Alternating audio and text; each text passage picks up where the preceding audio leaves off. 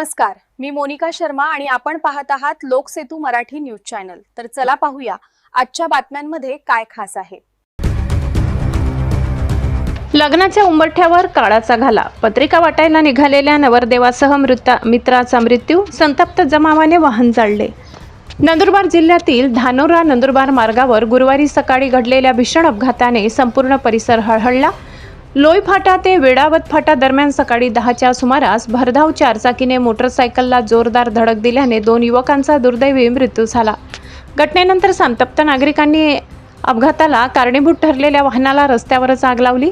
मिळालेल्या माहितीनुसार नवापूर येथील जमील पठाण यांच्या ताब्यातील महिंद्रा झायलो GJ 16 BB 1552 ही चारचाकी गाडी भरधाव वेगाने जात असताना समोरून येणाऱ्या मोटरसायकल GJ 05 BR 0452 ला जोरदार धडकली। धडक इतकी भीषण होती की मोटरसायकलवरील दोन्ही युवक गंभीर जखमी झाले। अपघातानंतर धानोरा परिसरातील नागरिकांनी तात्काळ घटनास्थळी धाव घेत रुग्णवाहिकेची व्यवस्था करून जखमींना नंदुरबार जिल्हा रुग्णालयात दाखल केले। मात्र उपचारादरम्यान रोहित अप्पा भिल वय 22 राहणार शिंदे तालुका नंदुरबार आणि साजन संजय भिल वय 18 राहणार कर्जई पोस्ट डामरखेडा तालुका शहादा यांचा मृत्यू झाला।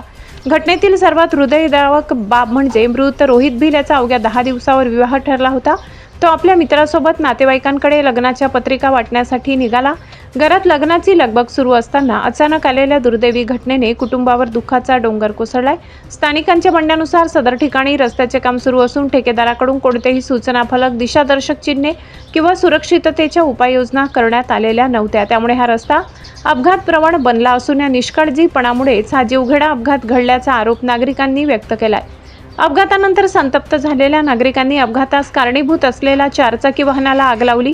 काही काळ परिसरात तणावपूर्ण वातावरण निर्माण झाले। या प्रकरणी नंदुरबार उपनगर पोलीस ठाण्यात वाहन चालकाविरुद्ध गुन्हा दाखल करण्यात आला असून नंदुरबार उपनगर पोलीस ठाण्याचे प्रभारी अधिकारी पोलीस निरीक्षक संदीप पाटील यांच्या मार्गदर्शनाखाली तपास पोलीस उपनिरीक्षकांकडून सुरू आहे।